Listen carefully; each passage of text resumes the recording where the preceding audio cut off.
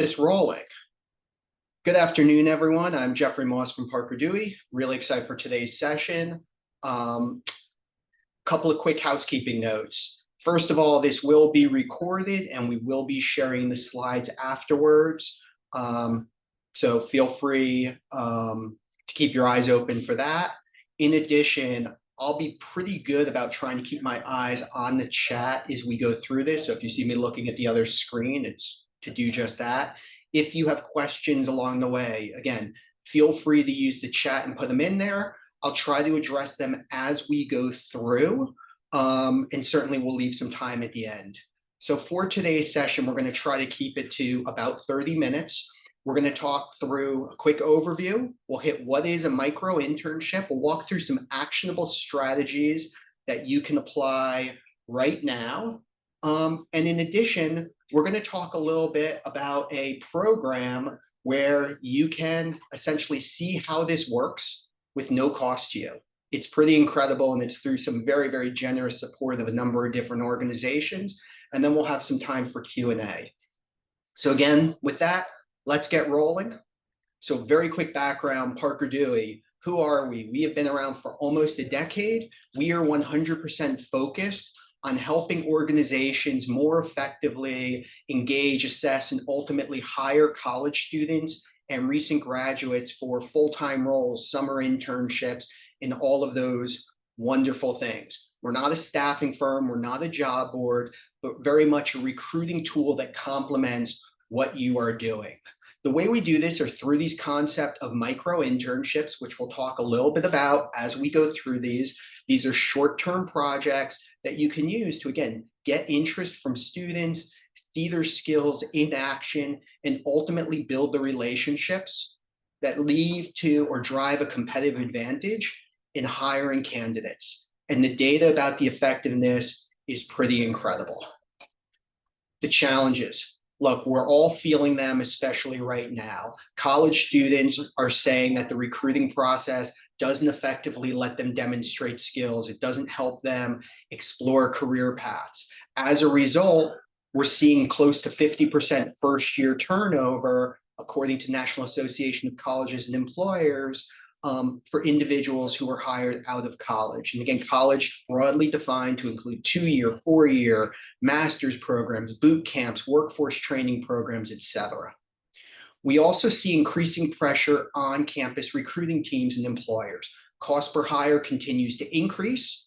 And when you think about some of the attrition rates, it's becoming more painful. In addition, with everything going on right now, early career hiring programs are under attack, both within and outside of companies. How can we help recruiting teams have more data to demonstrate the effectiveness of their programs and continue to sort of drive this strategic direction? This is what we're doing. So imagine being able to start your campus recruiting season before you go to the career fair or the info session this fall, having candidates already engaged before you're setting foot on campus.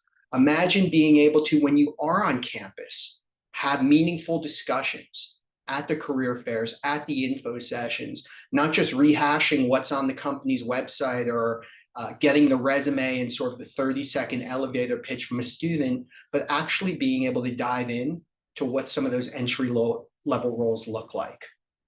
Being able to keep candidates engaged after you're on site, whether it's the junior or senior, for that period between the career fair and info session and the formal campus recruiting process, the on-campus interviews or super days, or maybe it's a first or second year student who you're not offering summer internships or full-time roles to, but you want to keep them engaged because they're excited about your organization. Imagine before you do an interview, have real insights on if the student's interested and if they have their skills, being able to see these things earlier in the process before you invest the time. And in a way that doesn't rely on academic pedigree, where someone went to school, their GPA major, who their parents are. And being able to reach and engage students, even if you can't be on campus. We know, again, budgets are getting tight. We know campus recruiting teams can't be at every one of the schools across the US.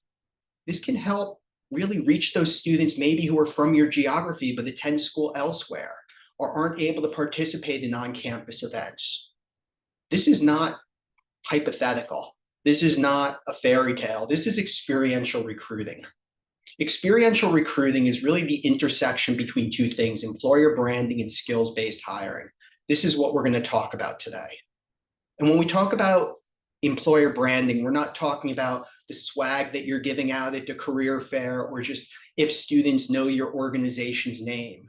We're talking about breaking through some of those misconceptions, helping that student who has heard of Nike, who has heard of Google, recognize the breadth of opportunities those companies offer. The one who's interested in data analytics or AI, but wasn't necessarily thinking about a role at United Airlines. Or the student who may not have heard of your brand. Again, you might be a Fortune 500 company in the B2B space that's not top of mind for students, or a smaller business that's just not as well known. How do we reach those students who are aligned to our goals without having to spend hundreds of thousands of dollars and competing with everyone else, hoping that students open the email or stop by the booth?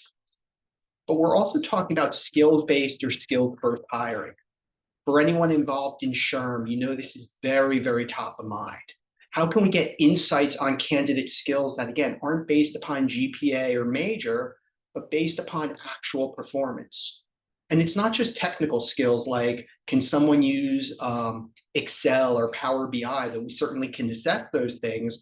It's also those core skills that make all the difference: problem solving, communication, attention to detail, coachability. This is experiential recruiting. And it's possible and accessible in the early career space because of micro-internships. Micro-internships let companies leverage the benefits of experiential learning in a way that complements and enhances what they're doing without adding to their workload. So what are micro-internships? As I said, I'm going to share the slides afterwards, so I'm not going to go through all of this in detail. But the way I would think about these at a high level is they're very, very short-term projects that are aligned to those full-time roles at companies. Think tasks that would take a college student 10, 15, 20 hours to get done. Tasks that don't require you to onboard them or share any information or give access to systems. Tasks that allow students to really showcase their skills and allow you to assess if they're the right fit. Micro-internships are also not an HR legal burden. The students are not employees of yours or contractors or interns, and there's no temp to perm fee or conversion or anything else. These are made to be yet another recruiting tool. Or as one of the college students described, and I wish I could come up with a better metaphor, the current campus recruiting process is essentially about jumping right into getting engaged with a summer internship or co-op or apprenticeship, or getting married with that full-time role. Micro-internships are like job dates. And as opposed to talking hypothetically, I'll show some very, very quick examples. Think about if you're hiring for an entry-level data marketing role. On the left, you can see the job description. Pretty straightforward. On the right is some examples of micro-internships that you can offer to help students, again, demonstrate their skills and help you assess and help build those relationships. No, you're not giving them access to your social media account to go do a whole bunch of posts. You can have them draft content or do a competitive analysis. It gives you insights into the skills. It could be a production operation role, something on a shop floor or manufacturing center. Again, you're not going to give them access to a multi-million-dollar piece of equipment where they could chop off their arm, but you could have them develop a training manual. Yeah, maybe you need a new training manual, but even if you don't, more importantly, it helps you assess, does this student understand the various types of machinery we use? Can they communicate their understanding effectively? It could be a role like development. Think IT or programming. Again, you're not giving them access to your core code base, but let's have them do some user experience testing. Even within HR, we see these kinds of projects. Go identify various vendors. Help us review job descriptions. Again, these are all examples of projects that hiring managers often have on their plate anyway, but they more importantly provide you a way to engage and assess and see those skills of a student. This works because the assessment is built right into the process. Every step of the way, you're getting insights that can't really be captured anyone else. When the students apply, you're able to see, are they a self-starter? Do they have attention to detail? Again, things we know make the difference between great hires and people that don't work out. Along the way, as they're completing the project, you're teasing out things like communication and professionalism, and are they coachable? And then when the project is done, you're seeing the deliverable, and you're seeing through the work product, do they have the problem solving, the intellectual curiosity? It's pretty powerful. Now, the question becomes, why are students doing it? It clearly adds a ton of value for employers. Students are doing this because it's how they want to be recruited. In fact, 95% of college students said these real short-term work experience are the best way to be recruited, whether it's early on when they're trying to explore career paths, especially during the first 2 years of college when they're most influenceable and most interested, but it also lets them showcase their skills. It lets you understand, do they have the right skills to thrive in your organization, and helps them make the best decision about what company's the right fit, and do it earlier in the process. And for companies, it fits really throughout the recruiting process, whether it's at the top of funnel, building a pipeline of candidates, or engaging students to build the brand, whether it's deeper in the funnel around assessing skills, or ultimately keeping candidates engaged in building sort of a competitive advantage in converting them. So I'm going to walk you through 4 very specific examples of how companies are using this right now. And then we'll go into, again, the funded program. David, thanks for sharing in the chat. Thanks for sharing in the chat the work you've done through a couple of these funded programs in the past. The first example is about how companies are using it to find ideal candidates that are getting missed. Again, we've all heard about the application avalanche and sort of what AI and one-click job applications are doing. And ironically, even with the volume of resumes so many companies are getting, they often struggle to find those candidates that align. This is a medical device company that was having that challenge. They were looking for mechanical engineering students who realized we don't necessarily want to be in the lab upon graduation. In addition, they had some goals around student athletes and the specific geographies where this company was based. So one of the things they did was they created business development micro-internships very targeted to engage those students, again, the mechanical engineers and the student athletes. And they used it, one, to drive interest, help that mechanical engineering student realize that there's a such thing as a sales engineer that's within business development. Introduce that role to students that may not have been considering it, but also to target students who had ties to Memphis and Austin and Andover, places where they had corporate offices and needed people. They posted a project where essentially students were doing research on prospects, again, large hospital systems and doctor practices that were using medical devices, putting together those presentations as a way to both, again, introduce the role to the student, but also for the sales team to see the student's skills before the interview. What they were able to do was nothing short of incredible. They reached students from over 1,000 different schools, selected from almost 90.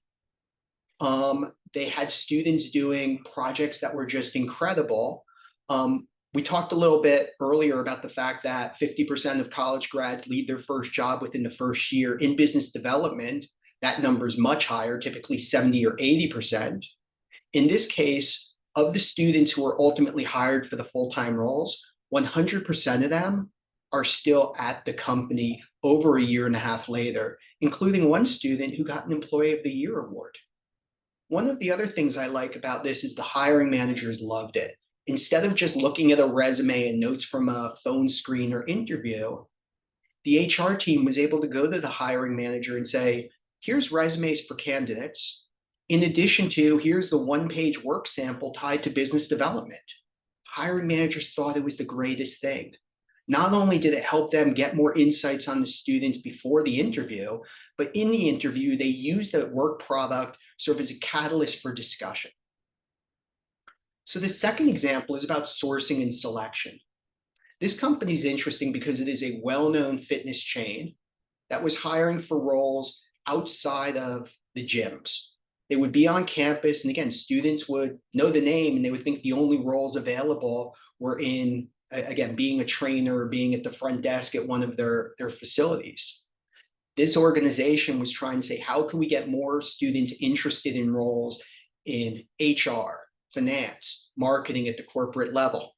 They were also having challenges working through the applicant volume. Again, that the application avalanche, because so many of those applicants, again, were applying to be trainers who were submitting roles for marketing or sales. So one of the things this organization did is they identified always on tasks. And in fact, they had one of those within HR itself. Specifically, the HR team was looking to hire, and they had this task where they were looking to improve new hire onboarding. What are some of the best practices out there? How can we do better? They picked a number of students to do it, one of which was a 3.9 GPA, who was an HR major from a fancy school. Another had a lower GPA, wasn't an HR major, but there was something that sort of stood out. They gave both of the students the project. I'm sure you can guess where I'm going with this story. The example on the top was the student who had the great GPA. You can see from the work product she submitted, it was good. There was good data in there, but it didn't really sort of present well. And there were some typos in there and other errors. The student who they were a little bit more on the fence with was the bottom example. It was incredible. You can tell, again, from 10 seconds of looking at it, which student is probably the one you want to spend more time with. Fast forward, they wound up offering the student at the bottom a summer internship and then a full-time role. And as the hiring manager and HR team said, we probably wouldn't have even given her an interview if we didn't find her this way.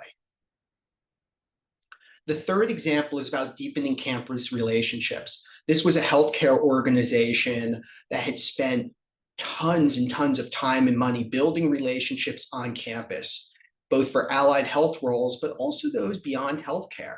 Highly competitive space, very, very difficult to hire.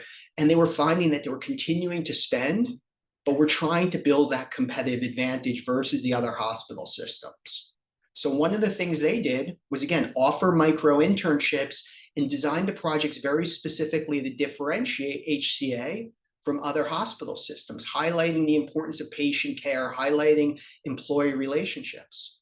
What they were also able to do is build a pipeline of candidates that when this organization was setting foot at, I think this example is Florida A&M, they already had candidates who were engaged and excited, not just because of what their major was or a one-click application, but candidates who took time to answer the questions and work on the projects. And obviously, they also had insights into those candidate skills before they set foot on campus. And the last example is about data. As we talked about, early career hiring is under attack. And with the larger economic climate, we constantly need to demonstrate the value and importance of what we're doing and the cost effectiveness. This was a global Fortune 500 company that was having that challenge. And in fact, the team there was trying to scale up its early career program, even though, again, it was relatively small in the past.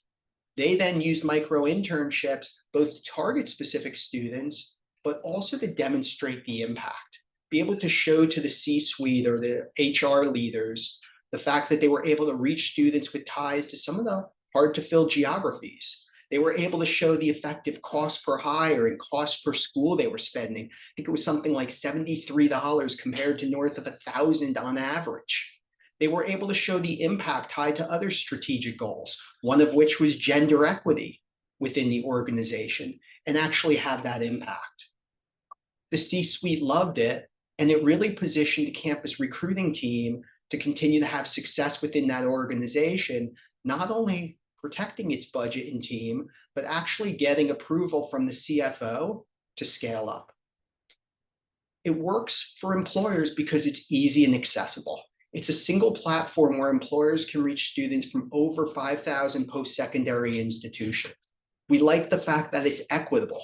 So while we are not a formal DEI or diversity platform, we welcome everyone. I'm very proud of the fact that over 80% of the students who are actually selected come from populations underrepresented in the workforce. And that includes folks who are first gen, Pell eligible, veterans, adult learners. Again, it creates that equitable access. We also love the fact that students do a great job on this. I think it's north of 97% success rate. And when they take a full-time role, they don't leave. And this is all done cost effectively. We have data showing cost per hire is typically 40 to 80% less than the NACE average. I know that's a big range, but the average campus recruiting spend is also pretty big. But even if you're at the low end, that's pretty cost effective. And again, they stay. So let me talk real quickly on how you can leverage some of the funded programs to see this firsthand without having to write a check. Through the generous support of a number of organizations, whether it's foundations like the Frederick DeLuca Foundation or the SHRM Foundation, or specific schools like Bucknell or George Washington, or corporate sponsors like IBM, or state programs like the state of Indiana or the state of Kansas, you're able to try this for free to work with students. What this means is you can post these micro-internships and have access to all of the data without any cost. And to be clear, the students are still paid for their work, and that's vital. That's vital, not just because of a fairness perspective, but it's also vital because it improves your talent pipeline. It makes sure that you're not filtering out individuals who can't afford to do unpaid simulations, or individuals who aren't 100% positive going into it they want to work at your company. They're curious, they're interested, but they're not necessarily willing to spend 10 or 15 hours doing an unpaid simulation. By paying the students for their work, you're ensuring that you're getting the best talent pipeline. And again, that cost is covered through these grants. And what you get is, in addition to the micro-internships, you're getting access to all of the tools I showed you. The ability to see all of the data, the ability to target specific students, the ability to really complement your campus recruiting efforts. So what now? Well, whether your campus recruiting's in full swing and you're in the middle of career fairs and super days and info sessions or even interviews, or whether things are a little bit further out, you're not sure what your hiring needs are going to be next year, you're not sure how many interns or full-time hires, or you're waiting for hiring managers who we know are going to show up in April or May with their needs, you can leverage this right now. Again, whether it's before you visit campus, you can use these projects to engage the students. You can use that to keep those students you're meeting warm after those campus visits. Maybe you met some students and you want insights on their skills. Perfect opportunity. And again, if you can't be on campus this year, what a great way to reach and engage. And as I said before, even if you're not sure what your needs are, this is an incredible, easy way to build a pipeline of engaged, interested candidates for when you are ready. With that, I'll see if there's any questions. Feel free to use the chat. How can my organization build more awareness amongst the colleges who participate? Great question, David. Let the colleges know. So, and first of all, to be very clear, we have an entire team that partners with colleges and universities. 100% of what they do is work with the schools like Bucknell, like George Washington, like Nova, to help them bring micro-internships to more and more employers and help those employers understand how it complements what they're already doing with those schools or should be doing. That said, David, when you have conversations with the schools, when you're talking with those schools about the relationships and about what they're doing or you're doing with them, certainly let them know. We, again, are an open platform, which is why we have students from over 5,000 colleges and universities. And I'm proud of the fact that we have formal partnerships with over 1,000 of those colleges. But there's always opportunities to do more. And sometimes the schools aren't thinking about it because they're busy also, and they're feeling a lot of the same pains campus recruiting teams are. Right now, a lot of the schools are thinking about, do we have enough employers at the career fair, students showing up to the career fair? How can we keep employers happy around certain student populations that they're trying to reach? Maybe it's a second-year students or accounting majors or students with certain ties. Letting them know that you want to use micro-internships to help them do that is certainly a good thing. And David, again, if there's specific schools you have in mind, we're happy to help collaborate with you on how to address that. Any other questions from the audience? I guess I did that good of a job. You're welcome, David. So as I said, we'll be sharing the recording. We'll be sharing sort of the slides. But my ask of you, my suggestion to you, is use the link at the bottom. Again, let me copy it and paste it in the chat. use the link or use the QR code. And what I would always suggest, send us a job description you have for an entry-level role or a summer internship, whether it's a link or PDF or even just a couple of bullet points. Send it to us. What we'll do is we have an entire team that all they do is craft micro-internships, craft these experiences aligned to those full-time roles. And they're crafted in the way that, again, you don't need to share info. You don't need to share data or access. The projects are ones that students will find interesting. They're a great way to showcase your company, but also will give you those insights on the skills. Just use the link, whether it's again the QR code or the link, and put in your job description. We'll get back to you with an idea or two. And one of the things I always like to put out there is please challenge us. Give us that you think there is no way a micro internship could align. Again, HCA was a great example. You're hiring nurses. We're not going to give a micro internship where a student is in front of a patient or drawing blood. Of course not.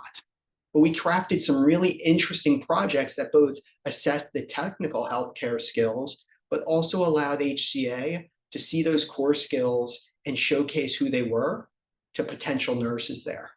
So please, please, please challenge us. And if it is something we can't do, we will let you know. My guess is we've been doing this a long time. We're pretty good at it. So again, please use the link or QR code. We want to be challenged. We want to see what you have and try to help. And with the foundation funding that's available from so many different organizations, it is a perfect time. Maybe you're trying to figure out how AI fits into your organization. Perfect opportunity. Maybe you have that difficult marketing role to fill, or you need someone who literally speaks Portuguese and is highly fluent in Power BI and can code in Python. We had that request and found the students. Again, happy to help however we can. So if there's no other questions, thank you so much for your time. This concludes the webinar, and happy Friday Eve to everyone.